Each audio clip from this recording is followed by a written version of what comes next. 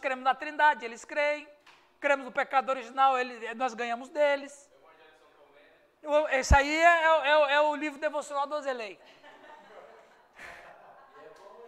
É bom, hein? Falar nisso, eu tenho aqui na biblioteca o exemplar do Evangelho de São Tomé.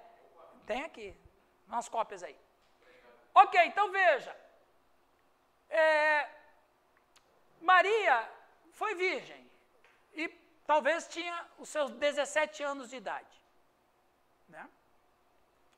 Lê para nós aqui, para nós, Nilton. Não, José não leu ainda. Lê aqui para nós, José, faz favor. Logo, isso. Trouxe seu corpo do céu para a terra, mas assumiu a natureza humana no corpo de Maria.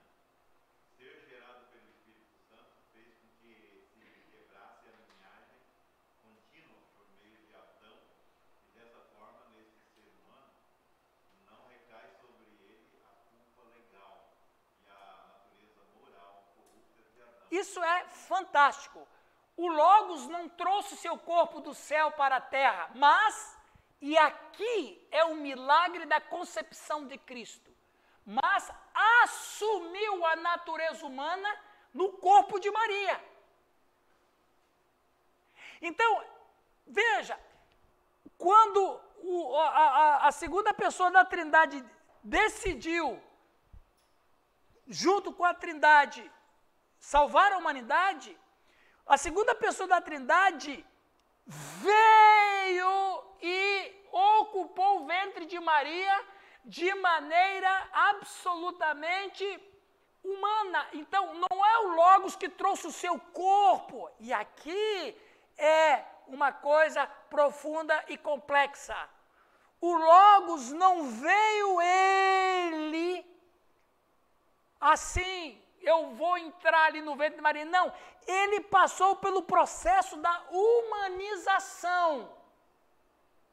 Ele não ocupou o ventre de Maria e esperou 9 meses para nascer.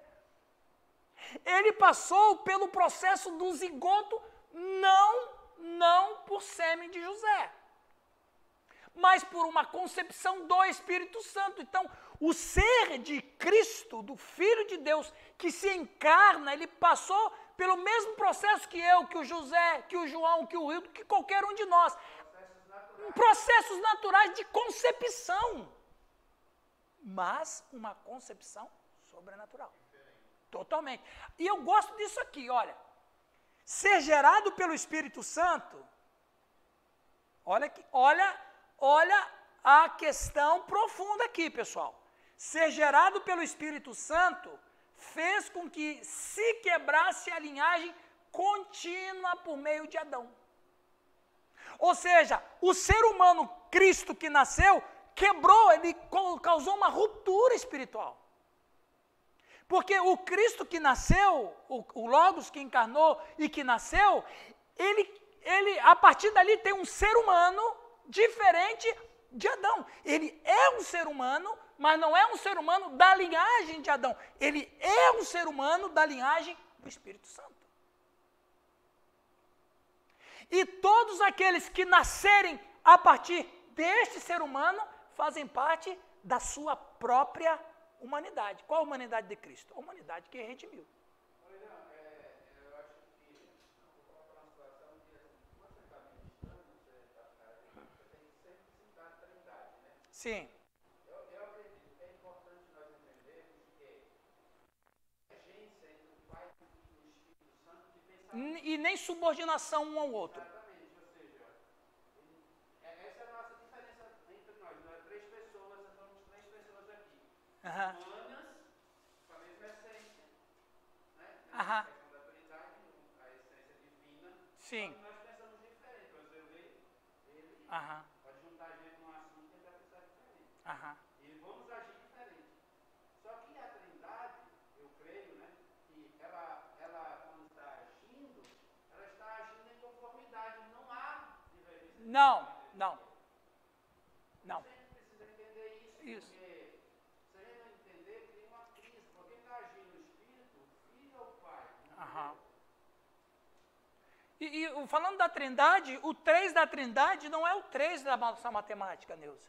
Porque no 3 da Trindade, se você tira 1, não vira 2, continua 3. Se você acrescenta 1, não vira 4, continua 3.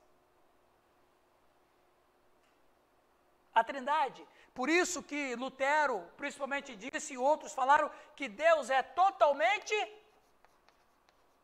Qual que é? Atenção, pessoal, aula de patrística agora. Eles diziam que Deus é o totalmente outro. Você já reparou que a Bíblia nunca usa a palavra outro para nós, sempre é o próximo? Porque o outro é só Deus. Ok, pessoal? Vamos adiante. Aí, Hildo! Muito bem. A impecabilidade da humanidade de Cristo, anamartesia.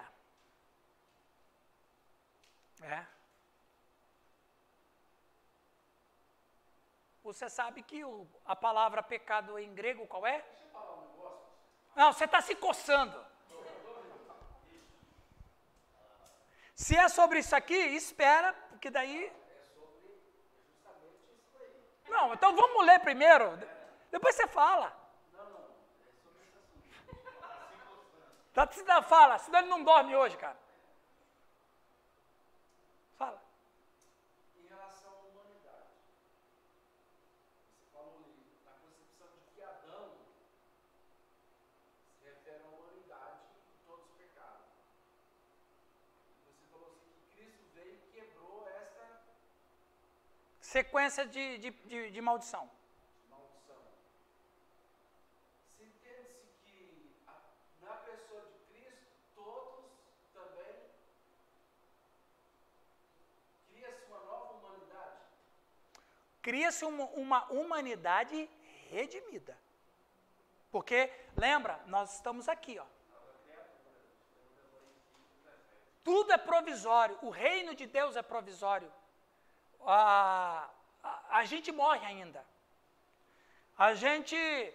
Jesus falou que nós somos maus, mas fazemos coisas boas para os nossos filhos. Isso é coisa de provisório. Conclua. Não subentende-se que Cristo veio trazer uma linhagem? Ele veio... Então, se você olhar, que linhagem que ele trouxe? A linhagem dele. Exatamente, a linhagem dele. A linhagem dele.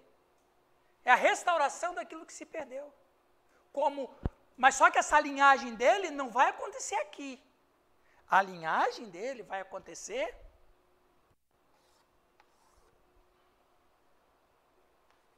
novo céu e nova terra.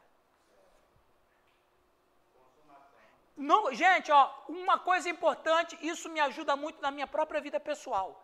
Nós vivemos num planeta provisório, isso vai acabar. Porque o planeta como está hoje, nem Deus sabe como é que é, ele nem lembra mais como é que foi quando nasceu tudo. Tão mudado que está. Não tinha Pangeia, não tinha nada disso. Ok? Cristo poderia pecar? Essa é uma pergunta interessante. Vamos ler aqui? Quem não leu nada ainda hoje? Luiz, por favor, leia para nós. Jesus poderia ter pecado? Vamos analisar da seguinte forma. Se a natureza humana de Cristo tivesse existido por si só, independentemente da natureza divina, teria sido a mesma natureza humana que Deus deu para Adão e Eva. Estaria isenta de pecado, mas capaz de pecar. Pausa aí. Preste atenção. Esse conceito aqui, esse conceito é importante.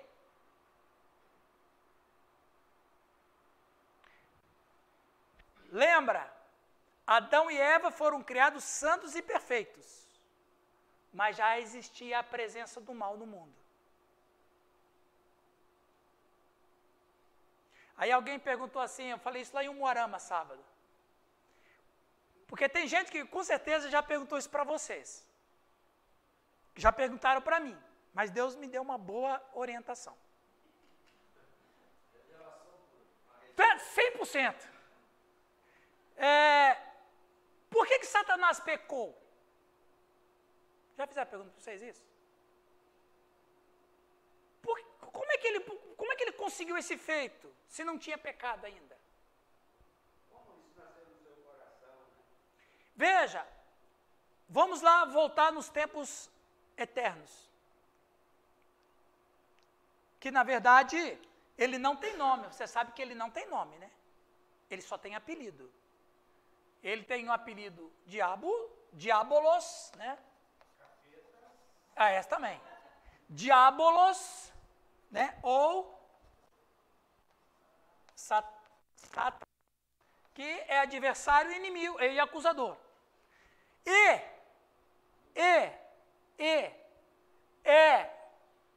Jerônimo, no ano 300, que dá um outro apelido para ele, Lúcifer. Que, na verdade, Lúcifer, em latim, Lúcifer significa estrela que brilha ou estrela da manhã. Que, nesse sentido, o próprio Cristo é um Lúcifer também. Exatamente. O Cristo é Lúcifer. Mas, por causa de Jerônimo, Lúcifer não está mais associado com Cristo, está associado com Satanás. Aliás, no século II, tinha um bispo abençoadíssimo, o nome dele era Lúcifer. Mas foi antes de Jerônimo. E você sabe como é que os discípulos dele eram chamados? Luciferianos. Isso é verdade. É verdade. Aí o Jerônimo que estragou tudo, né? Chamou, ele pega a Septuaginta, acabou. Ele pega a Septuaginta e traduz, não é? Estrela da manhã como Lúcifer. Aí, enfim. Então, Satanás, ele está lá, é um anjo, ele conhece, Neuza, o amor de Deus, a santidade de Deus, conhece o poder de Deus, a majestade de Deus, e aí eu pergunto, por que ele não desejou amar como Deus? Por que ele não desejou ser como Deus? E por que ele desejou ter o que Deus tinha? Esse foi o pecado dele. Ele não almejou ser o que Deus era. E o que Deus era? Amor. Mas ele desejou o que Deus tinha. O que Deus tinha? Poder, porque Deus não é poder. Deus é amor. Deus tem todo o poder, mas ele não é poder, porque o poder não divide, não compartilha. A única coisa que compartilha é amor. Se Deus fosse poder, não existiria um universo. Então, Deus é amor. Então, Lúcifer poderia almejar, eu quero amar como Deus. Eu quero ser santo como Deus. Não, eu quero o poder dele. E aqui foi a sua tragédia. Ele almeja o poder que Deus tinha, ele é descoberto, acontece a rebelião, ele é expulso, quando tem Adão e Eva, ele está aí. Então, Adão e Eva, eles eram imortais, mas poderiam morrer. Eles não tinham pecado, mas poderiam pecar. Isso significa que Cristo não tinha um corpo como Adão e Eva. Porque se ele tivesse um corpo como Adão e Eva, ele poderia pecar. Mas vamos adiante. Quem continua aqui, por favor? Jane, lê para nós. Mas a natureza humana jamais existiu à parte da união com sua natureza divina. Desde sua concepção, Cristo existiu como verdadeiro Deus e também verdadeiro homem. As duas naturezas existiam unidas na mesma pessoa. Embora a Escritura atribua pecado a Cristo, Isaías 5:21.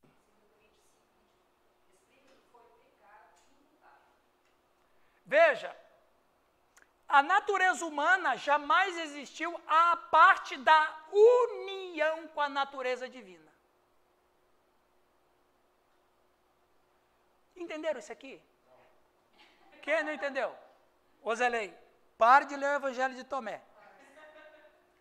As duas naturezas, a gente vai ver, deixa eu ver se isso é hoje ainda. Não, não é hoje não. Mas as duas naturezas, elas estão inseparavelmente unidas, de acordo com a decisão de Calcedônia em 451. Calma, mas eu não posso responder assim. Vou explicar. Calcedônia, em 451, define a... Como é que é o nome lá, Giovanni? Lembra? União hipostática. União hipostática. O que é união hipostática? União hipostática significa uma união entrelaçada, interpenetrada, indissolúvel, indissociável. De tal maneira que Cristo não tinha, como falamos na primeira aula, um efeito bipolar. Ele não deixava de ser homem quando ele agia como Deus e vice-versa. Ao mesmo tempo que era Deus falando, Deus chorando, é uma coisa só. Então, Ozelei, dentro dessa perspectiva, a união da natureza divina jamais esteve separada da divina e da humana. Calcedônia define união hipostática. Continuando. Rildo, pode procurar na Bíblia. Eu sei que você está se armando aí com o seu trabuco aí. João, você leu? Então lê lá, João. Se Jesus como pessoa tivesse pecado, implicando tanto assim sua natureza humana como a divina, então o próprio Deus teria pecado e deixaria de ser Deus. Então a única conclusão que se chega é que se de fato Jesus poderia pecar, a resposta é não. A união de suas naturezas o impedia de pecar. Antes que você continue, isso aqui é importante, gente. Isso aqui é importante. Aí você vai falar das tentações, eu vou falar delas também, calma lá. Então, a única conclusão que se chega, isso não é uma decisão luterana nem minha. Ah, você está falando, eu não estou falando nada, eu estou reproduzindo o que eu aprendi.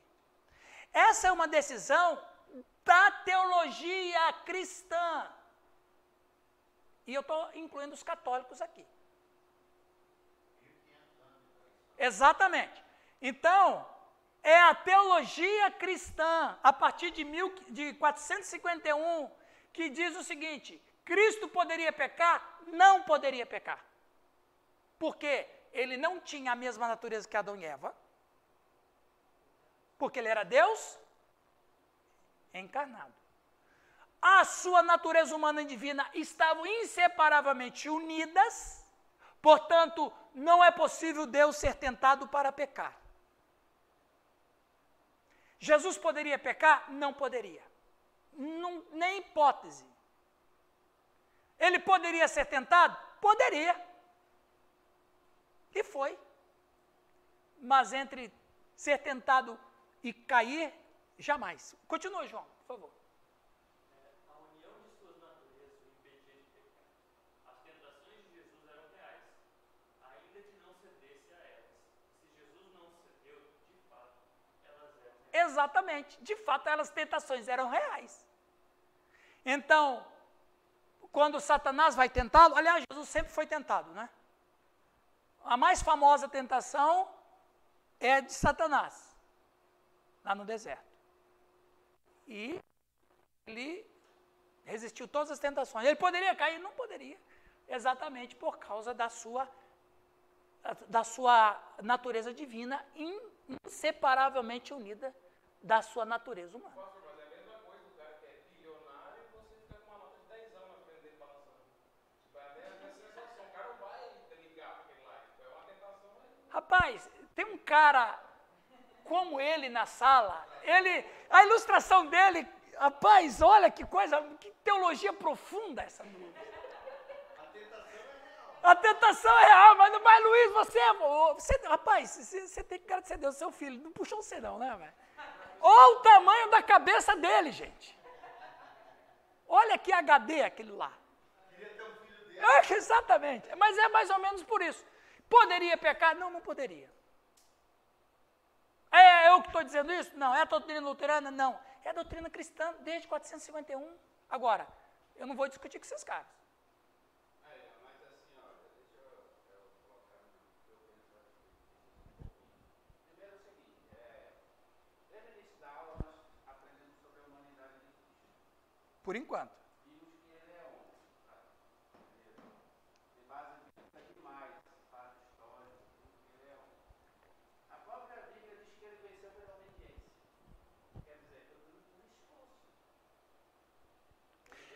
A obediência de Cristo era por esforço ou era por prazer? Não, mas como não? Não, mas então, você... Ele venceu pela obediência, por isso ele venceu. Como Adão, agora o novo Adão obedecendo, não é? Ou seja, se eu obedecia porque eu me esforcei para obedecer. Só que a definição... Não, espera. Tá, pode falar, perdão, pode falar. Eu vou concluir. Então, aí revela que Cristo, na sua humanidade, ele se esforçou para obedecer. Ele se esforçou para ir para a cruz. Lá no Getsemane, ele mostra fraqueza, ele diz, Pai, se for possível, passa de mim esse cálice. Ou seja, como homem, ele está mostrando que ele está sentindo a dor do pecado da humanidade. Ou seja, ele revela ali que ele está sentindo. Ele diz, Pai, se for possível, passa de mim esse cálice. Isso é uma possibilidade que ele poderia se afastar do propósito. É o que eu penso. Sim. Aqui, por exemplo, em Hebreus capítulo 4, versículo 15, diz assim, ó, porque temos um sumo sacerdote que não possa se importar com as dores de nossas enfermidades, que são fraqueza, que é a palavra astereia, falta de força e tal. Aham. Porém, que todos os pontos foi tentado assim como nós, porém sem pecado. Qual era a grande diferença? Era a sua natureza. Ele não tinha essa natureza. Perfeito. A sua imagodei, mais semelhança, Perfeito. não estava manchada como a nossa está. Você falou exatamente isso. Mas aí eu não acredito que ele não tenha a possibilidade do pecado. Não. Porque tudo isso leva a crer que ele tinha a possibilidade. Então eu posso te fazer... Quer dizer que ele pecou. Não. Mas que ele venceu. Até porque ele precisava vencer. Porque ele era o último Adão. O primeiro fracassou. O segundo tinha que ser vitorioso. E aonde era a vitória dele? Na cruz. Por onde? Pelo caminho da obediência. Pela entrega incondicional. Também a Bíblia diz, como ovelha muda, eu fui até o matador. Ou seja, isso revela que ele andou, que ele se esforçou também como homem para se entregar, para resgatar a humanidade do pecado. Então, olhando tudo sobre a humanidade de Cristo, a parte dele, por exemplo, a questão emocional, né, que é chorar com a morte do seu amigo lá de Lázaro. Aham. Mostra que ele também, às vezes também mostra também a sua parte humana. Quer dizer, se ele é 100% humano e nós também somos 100%, nós somos homens e pecamos, então assim, a gente vai ter sempre essa desculpa porque nós somos caídos, então eu pequei porque eu sou pecador, nessa coisa toda. Você é pecador porque você peca porque é pecador, ou é pecador porque Peca. né? Então, eu sinceramente, assim, essa é uma decisão minha, teológica. Eu acredito que esses homens de Calcedônia, em 451, Estão fora, né? eles erraram na sua concepção. Então tá bom. Deixa eu colocar só uma pergunta só. Biblicamente. Deixa eu colocar só uma pergunta assim. Cristo veio e se esforçou para resgatar o homem, ou Cristo veio para cumprir a vontade do Pai? Então, veja bem, eu acho que você exagerou no seu comentário quando você critica a Calcedônia. Eu acho que você tem que rever essa sua fala. Tudo bem, eu não concordo com ele. Não, tudo bem. Só que é o seguinte, não eram qualquer pessoas. Esses caras fizeram a teologia que a gente come hoje. A gente não fabrica a teologia. A gente absorve a teologia que foi feita. Eu penso que você devia rever essa posição sua em relação ao comentário, à crítica que você fez à Calcedônia. Mas, partindo do ponto que você falou sobre obediência, existe uma diferença básica entre um pecador obedecer e um Deus encarnado obedecer. A obediência é um esforço para quem não quer obedecer. Jesus disse, a minha comida e bebida é fazer a vontade do meu Pai, ou seja, é obedecer. Ou seja, comer e beber são as coisas que nós temos prazer e que nos dá motivação corporal, que nos põe à vida. Então, nós precisamos quando tratar de algumas coisas de Deus, nós não podemos pensar em Deus com as configurações humanas. A gente, igual a história, por exemplo, a gente perdoa um estuprador? Não. Mas Deus perdoa? Por quê?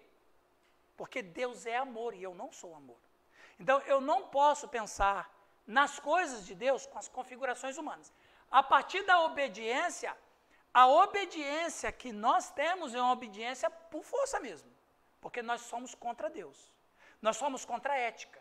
Nós somos contra aquilo que a gente não quer, mas não Cristo. O Cristo obedecia por amor, por prazer. Ele obedecia por missão. Por missão. Exatamente. Então, ele obedeceu, mas o ser dele era obediente a isso. A obediência dele gerava prazer, gerava nele deleite. Não é a nossa.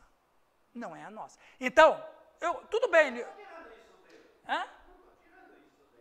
Não, eu sei, mas eu estou dizendo que você comparou. Pede perdão para esses caras.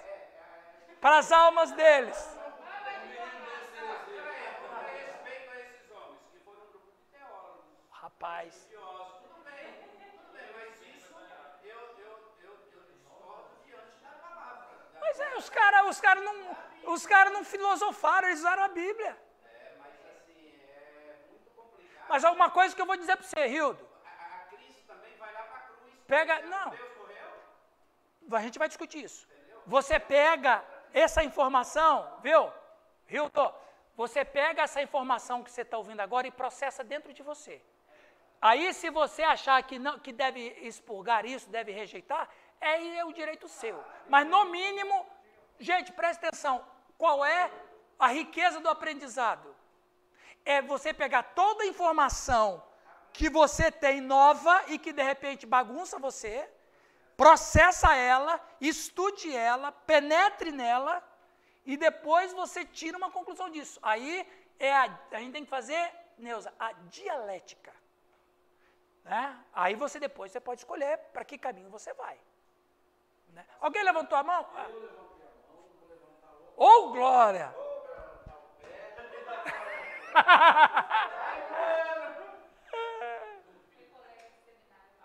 Ah, vocês foram colega? Vem cá, era ele que você falou um dia para mim que colava? Você tinha um colega que colava suas provas, era ele?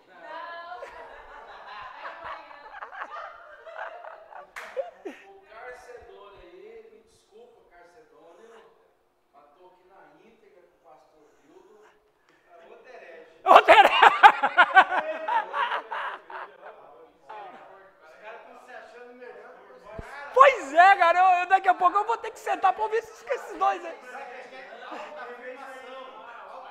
Oh, é! Fala ali, ó. 47 anos, eu nunca ouvi isso. Pô, você nunca ouviu Calcedônia? Não, Calcedônia também não. Também não. Esta afirmação, eu acho linda. Romântica. Mostra o meu Jesus glorioso, sempre. Sim. Mas eu nunca ouvi isso. Mas é isso que eu estou falando. Viu, Zelei? A lindeza, como dizia minha avó, a lindeza do ensino é exatamente isso. Sabe qual é o problema nosso, Zé Carlos? A gente acha que sabe tudo. E nenhuma informação nova a gente aceita, porque eu já sei esse assunto, só que só Deus tem grau zero de conhecimento. Nós estamos assimilando. Aí sim. Então, se ela não falar, ela também não dorme. Fala. Não, o negócio é o seguinte, o que o Will falou, eu entendo por quê. Quando você está falando da Cristo, que não pecou, que não caiu em pecado, pererê, parará, E que não poderia pecar. perdoava fácil, que amava fácil, e todas as pessoas dizem assim pra gente, mas era o Cristo. Sim. Então vem da Calcedônia. Calcedônia, né, na cabeça do povo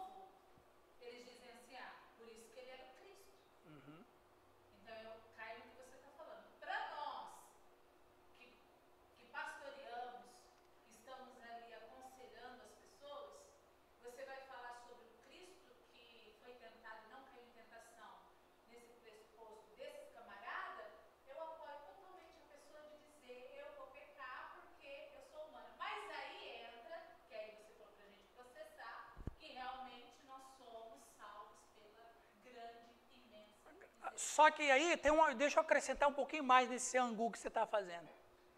Deixa eu acrescentar. De fato, Neuza, de fato, Não, deixa eu acrescentar. Não, porque veja bem, de fato, quando a gente está trafegando, aqui, muda a nossa perspectiva. Uma unidade restaurada. Eu só posso fazer isso se o Espírito Santo, porque eu ainda vivo aqui. Eu ainda vivo aqui, e aqui eu vou cair muitas vezes. Aqui eu vou cair. Por quê?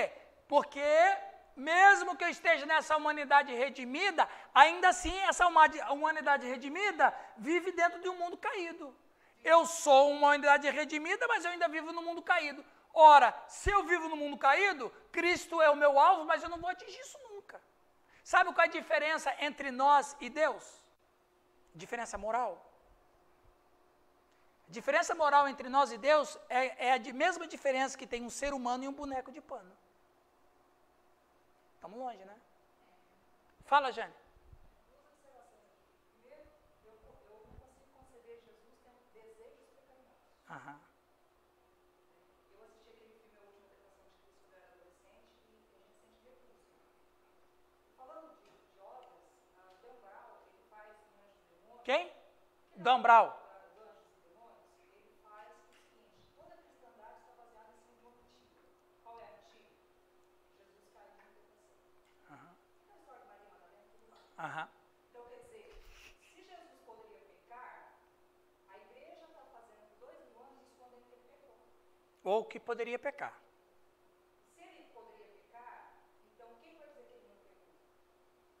E aí a gente entra naquela questão. Eu estou pregando um Jesus que poderia É verdade. ter pecado? Dentro dessa... mas se alguém mentiu na Bíblia? E se alguém ocultou? Ó, pensa... Não, mas se alguém ocultou... Mas se eu rejeito... Mas veja... Vem cá. Não, mas vem cá. Quem foi que afirmou isso? Quem foi que afirmou isso? Calcedônia. Calcedônia confirma o concílio de Nicéia em 325. Eu não acredito no Calcedônia. Gente, entenda aqui uma coisa. Nós estamos lidando, por exemplo, isso não diminui a Cristo. Não. Exalta Cristo. Mas só que tem aquele problema que a Jane levanta. Mas aí é o seguinte, nós estamos lidando também com possibilidades. Então. É possibilidades. Não estou falando que Cristo, ele tinha natureza pecaminosa. Não, de jeito nenhum. Se ele tinha desejo pecaminoso, ele tem natureza pecaminosa. Entendeu? Não, Cristo não. Cristo veio de Maria, não nasceu com essa imagem manchada. Não. Não, ele é o próprio Deus, não é nem imagem de Deus. Ele não pode ter esses desejos, ele não tem esses desejos. Mas ele faz a Bíblia. Você concorda com ela? Mas Gálatas capítulo 5 fala que... Deixa eu jogar gasolina. Para resgatar o homem sobre a lei. Ou seja, a Bíblia... Mas é bom. A Bíblia fala que ele é homem também. Então ele resgatou. Então esses textos que falam que Jesus venceu o pecado, que Jesus triunfou na cruz do Calvário, então eles se tornam números assim, sem tanta importância, porque ele triunfaria de qualquer forma. Isso, mas veja bem. Mas um dos problemas, se Cristo poderia pecar, você e quem pensa assim está entrando com a heresia de Nestório. Porque Nestório dizia que Cristo, ele era Deus, ele era homem, mas era Deus e homem com as duas naturezas não interpenetradas, viviam paralelas dentro dele. Isso é nestorianismo. Não, mas eu vou chegar na cruz, mas não é hoje, criatura divina. Não é hoje que eu vou chegar na cruz. Então veja bem, Nestório dizia que Cristo era homem e Deus. Até aí tudo bem. Mas ele dizia que as naturezas humana e divina estavam lado a lado. E se as duas naturezas estavam lado a lado, ele poderia pecar. Mas o nestorianismo foi condenado. Por quê? Porque as duas naturezas não estão lado a lado, elas estão entrelaçadas. A partir do momento que estão entrelaçadas, é uma decisão lógica. Ele não poderia pecar. Ponto. Mas ele morreu porque ele quis. Não, ele veio para isso. Vamos chegar na morte lá. A gente vai chegar lá. Não, mas isso é bom, isso é importante. Isso é importante.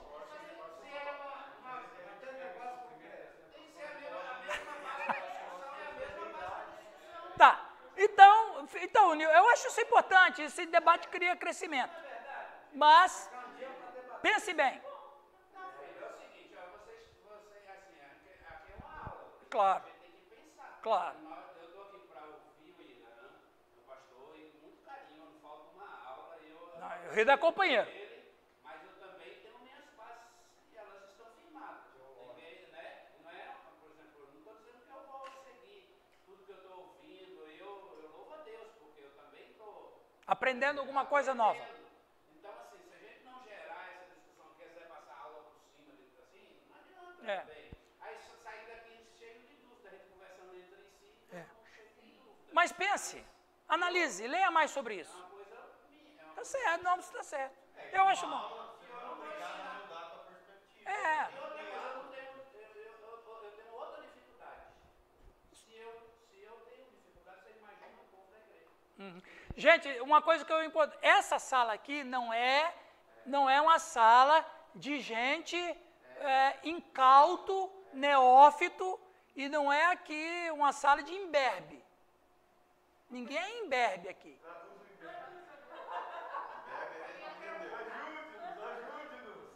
Luiz, você com a sua vasta cabeça aí, o que é imberbe?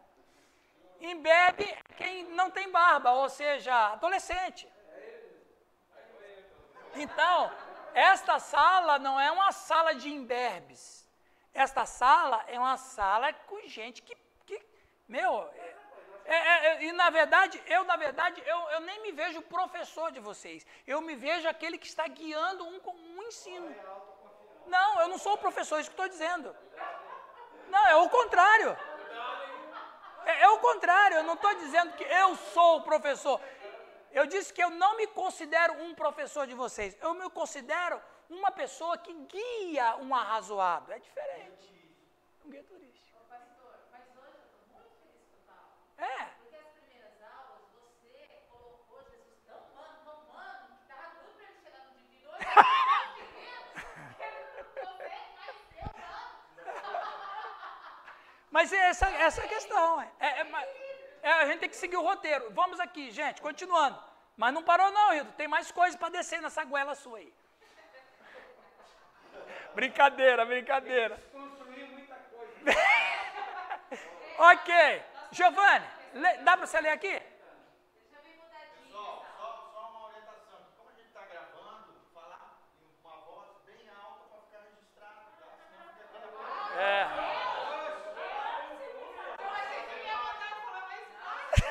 Vamos lá. Não. Somente o pessoal que está para lá, tá? Espera um pouquinho, Nelson. Vamos lá, gente. A causa não consistiu em primeiro lugar, uma semente sagrada e preservada em Israel. Espera aí que o Nilton e a Neuza estão atrapalhando a aula. Põe a Neuza no grupo. Não, com certeza. Viu, Giovanni?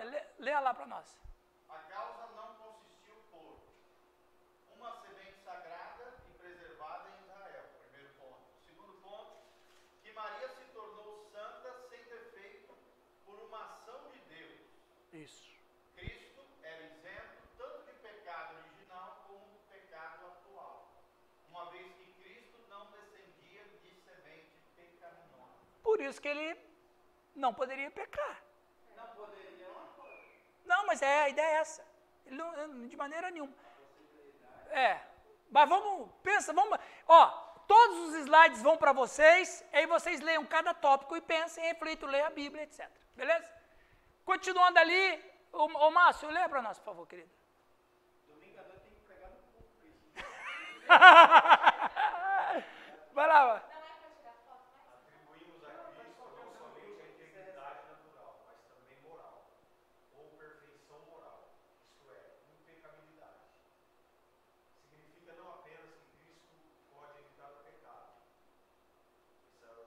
Potuit non peccare, latim. Que de fato mas também que lhe era impossível pecar, devido à ligação essencial entre as naturezas humana e divina. A concepção sobrenatural de Cristo foi um milagre da onipotência de Deus. Você pode dizer um amém para isso?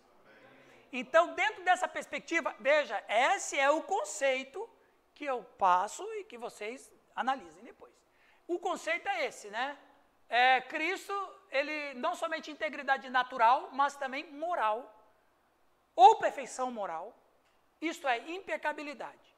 Significa que não apenas poderia evitar, como ele de fato evitou, mas também que lhe era impossível pecar, por causa das suas naturezas intrinsecamente unidas, né? É a ligação entre as naturezas humana e divina. Deixa eu ver ali. Está acabando esse assunto, sim. Você vai perguntar assim, às vezes a gente talvez tenha dificuldade de definir o que é pecado. Por exemplo, a Bíblia fala irai-vos, mas não pequei. Quando eu estou irado, eu posso estar por indignação, uma coisa, né, correta, mas não estou pecando. Quando eu choro, não é pecado. Não é? Quando eu sinto medo, é pecado? Porque é justamente essas referências que a gente vê em Jesus. Ele sente ira quando vê as pessoas têm medo dele. Ele chora de tristeza, de indignação quando ele vê Jerusalém. Né? E ele tem um aparente medo quando ele está na terra dos gentes. E dá um coice inteiro. E dá um coice. Então, Um santo coice. essas reações emocionais de Jesus são reações que nós também temos. Claro. E a Bíblia coloca que até certo ponto isso não é pecado. Eu só vou pegar. Quando eu estou irada, pecado é quando eu vou lá e dar um tiro na pessoa, ou bato nela, ou dou um soco. Mas o fato de ficar irado, a gente não fica irado, não fica indignado com certas coisas erradas que acontecem. Na verdade, o que acontece, Jane, você falou bem. A questão é o seguinte, gente, a palavra pecado, no grego, geralmente é uma só que é usada. Qual é? Amartia. Mas você sabia que não é só isso? Tem paranomia, parabases, que é pecado. Então não é só a amartia, que é errar o alvo. Tem a parabases, que é criar uma lei ao lado. Tem a paranomia, que é ter uma lei própria ou contra a lei. Então existem vários tipos de definições.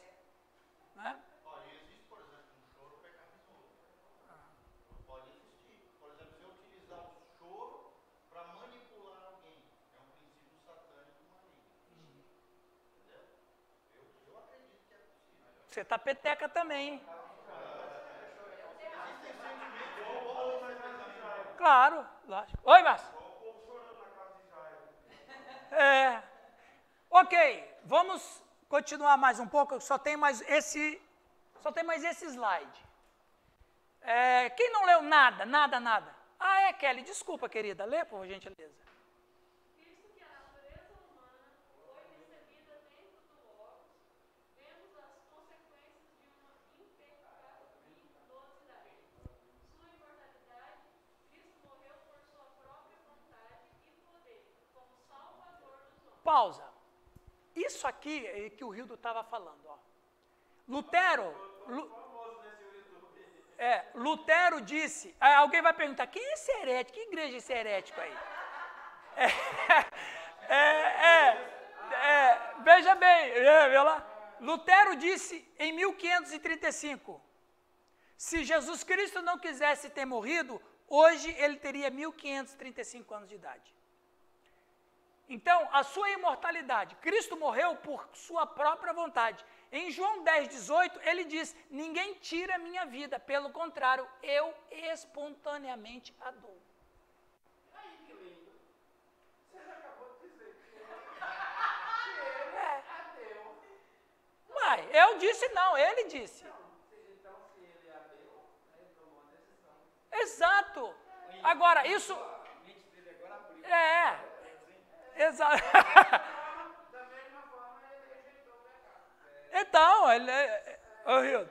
Kelly, continua. Entendeu? Venceu o Satanás através da palavra. Vou levar ele com Deus, deixa ele. Acredito em conclusão, eu sei que ele está comigo nisso também. E só os heréticos vão dizer. Ô, Hilda, eu acho que você deve mudar de igreja, cara. Leia para nós, Kelly. 2. Maiores dons naturais, como sabedoria, porquanto seu corpo não havia efeitos do pecado que perverteu. Interessante, antes que você continue, Kelly, você sabe que o judeu, assim, o judeu em geral, ele dizia que fulano morreu e o seu corpo viu corrupção. Que você sabe que corrupção é o estado de apodrecimento do corpo. E a Bíblia fala, em Atos, que ele foi morto e o seu corpo não viu corrupção. Ou seja, ele fica 3 dias e não tem nenhum sinal de apodrecimento. E exatamente isso aqui, ó. Enfermidade. Não, sabedoria, por seu corpo não havia efeitos do pecado. Isso é interessante. Então, ele viveu uma vida perfeita por nós, e a cruz, que foi mencionada algumas vezes aqui, nada mais foi do que um culto, Neuza. O que acontecia no Antigo Testamento, nos cultos? O culto do Antigo Testamento só tinha um tema. Perdão. Não tinha outra coisa. Quando o salmista Davi dizia, alegrei-me quando me disseram, vamos à casa do Senhor, por que ele tinha alegria de ir na casa do Senhor? Porque ele iria encontrar perdão. Aliás, o culto todo era voltado para perdão. E para encontrar perdão, tinha que ter o sacrifício de um animal. O animal só podia ser sacrificado durante a liturgia do culto. Ora, se Cristo, o Cordeiro de Deus, foi imolado, significa que o Calvário foi um grande templo, onde Cristo foi sacrificado. Ou seja, a morte de Cristo na cruz foi um culto, foi um ato de adoração. Entende? Isso é uma coisa fantástica. Rapaz, agora eu nem lembro o que eu falei. Hã? O culto, o Gólgota, na verdade, foi um grande culto que Cristo ofereceu para Deus e Deus aceitou o culto. Né? Como um cordeiro perfeito. Porque o sacrifício era feito dentro da perspectiva cultica. Se ele foi o Cordeiro de Deus que João Batista declara, logo o Gólgota foi um templo onde as pessoas viam e ele estava morrendo por todo mundo ali, sem que ninguém percebesse isso. Aliás, nem os discípulos, né? Só depois. Isso. A cruz foi um culto.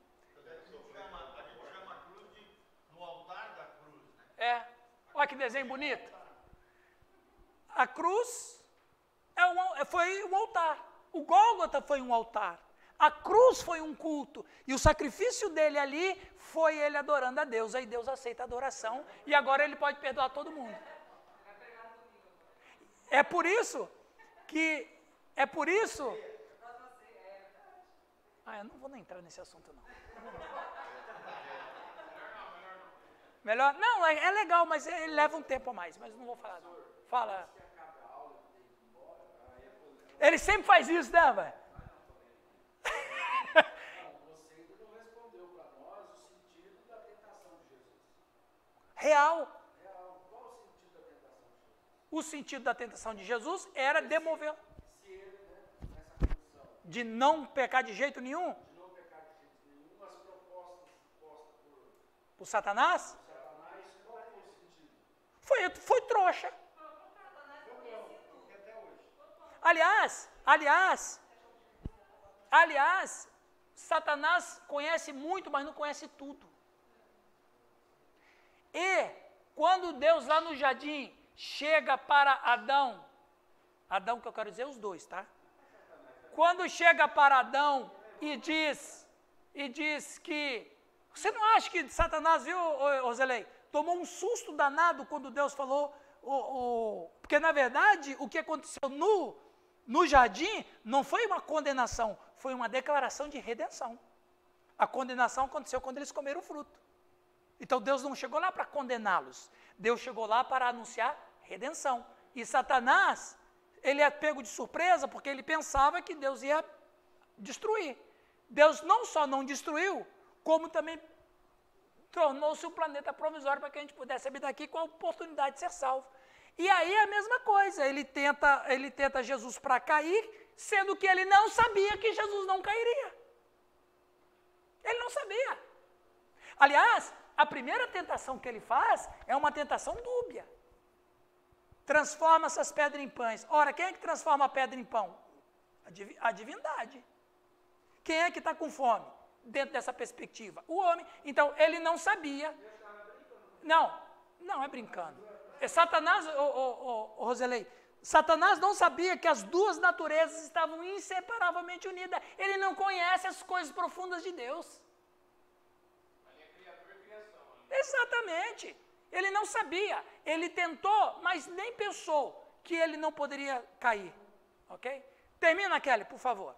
Eu acho que a Neuza estava indo embora também, você vai ser junto com a Zelei. Era assim que vocês faziam no seminário, ó. Eu falo que saio, você também sai. Eu já fiz 5 da manhã. Mas, ó, se vocês precisam sair... Hã? Tá, se vocês precisam sair, não tem problema, tá? A gente daqui 10 minutos acaba a aula também. Ô, Kelly, vocês não vão almoçar com a gente?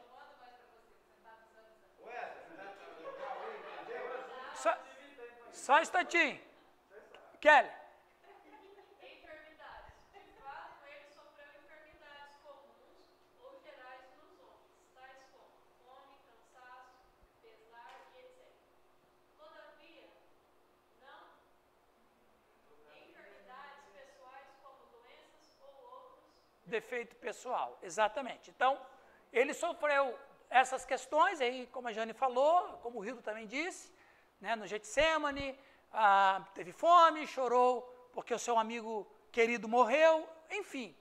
Ele teve todas as reações humanas e era necessário ter todas as reações humanas para que, de fato, o homem mesmo pudesse se apresentar ao mundo. Mas, viu, Neuza, a gente vai falar de divindade também, tá? Esse tópico é só humanidade. A gente vai falar da divindade também.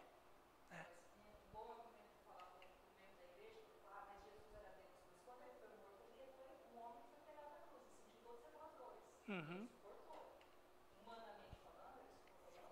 Sim. Sim. Aliás, ele sofreu 4 dores da cruz, né? Eu sempre falo, por exemplo, quando ele recebe sobre si todos os pecados, de todas as eras, de todos os homens, de toda a humanidade, nenhum homem jamais na história humana sofreu o que Cristo. E na verdade também, viu, gente? Veja, desde a história da humanidade, sempre teve alguém que morreu em lugar de outra pessoa. Sempre teve. Engraçado, pastor, que o pecado ele não está relacionado à dor, mas sim a prazer. Mas também promove todo. Mas é a dor que É o resultado. Não. Com certeza. Dores são O pecado é pão. Veja, quebrou minha linha de raciocínio. Tá. Sempre na história da humanidade teve alguém que morreu por outra pessoa. Então, do ponto de vista de sacrifício, o sacrifício de Cristo não era diferente de qualquer outro sacrifício que já foi feito. Se puder morrer por um meu filho, você morre por um seu filho, qualquer um que morre por seu filho. Inclusive, Paulo vai dizer que é até possível alguém morrer por um amigo. Então, essa morte substitutiva, minha vida em lugar da sua, é comum acontecer. Isso não é uma coisa nova. Cristo não inaugurou isso. Mas a morte de Cristo acabou com a morte. Era isso que nenhuma outra coisa acontecia nessas mortes substitutivas. Porque alguém tinha que acabar com a morte. E a morte de Cristo acabou com a morte. Então, o problema nosso era a morte. Alguém tem que dar um jeito na morte. Cristo deu um jeito na morte quando ele morreu. Então, a morte substitutiva dele, também como um sacrifício, definiu o fim da morte. Né? Hã? Exatamente, né? Não, ele foi no inferno e pegou a chave no sábado. Esse Newton é fantástico. Gente, eu quero terminar o nosso arrazoado aqui, porque nós temos um outro assunto bem complexo. Isso aqui eu não vou nem começar, que é esse ali, ó. definição dos termos natureza e pessoa. Isso é de uma complexidade que você não tem noção. Não tem noção disso aí. Então, a gente vai no próximo tratar sobre a definição, natureza e pessoa. Mas eu quero deixar isso porque não vamos nem começar isso aí que não vai dar tempo. Né? Mas, falando sobre perdão, um texto que me comove muito é a mulher lá no poço de Jacó. Para começar, aquela mulher era maravilhosa. Eu não gosto de ouvir as pessoas falando mal dela, porque o Cristo não falou mal dela. E o Cristo também não falou nada deprimente dela. A única coisa que ela tinha de errado era viver com um homem que não era marido dela. Mas ele não negou que ela tinha 5 maridos. Ela já teve 5 maridos. E Cristo usa a palavra marido. Então, quer dizer, que mulher é essa que todo homem quer casar com ela?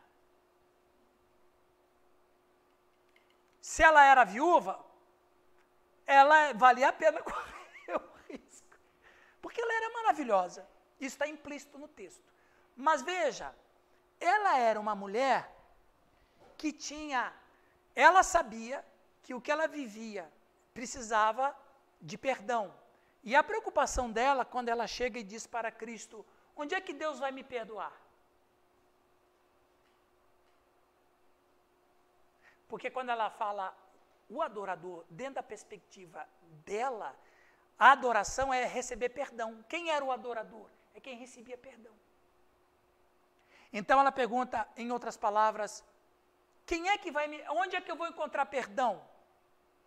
É lá no templo de Jerusalém ou aqui no Monte Gerizim? E Jesus falou assim, nem lá e nem cá. Porque aqueles que são perdoados podem ser perdoados em qualquer lugar. Mas ela disse, não, mas para mim ser perdoado, alguém tem que morrer. Quem que vai morrer por mim? Eu vou morrer por você.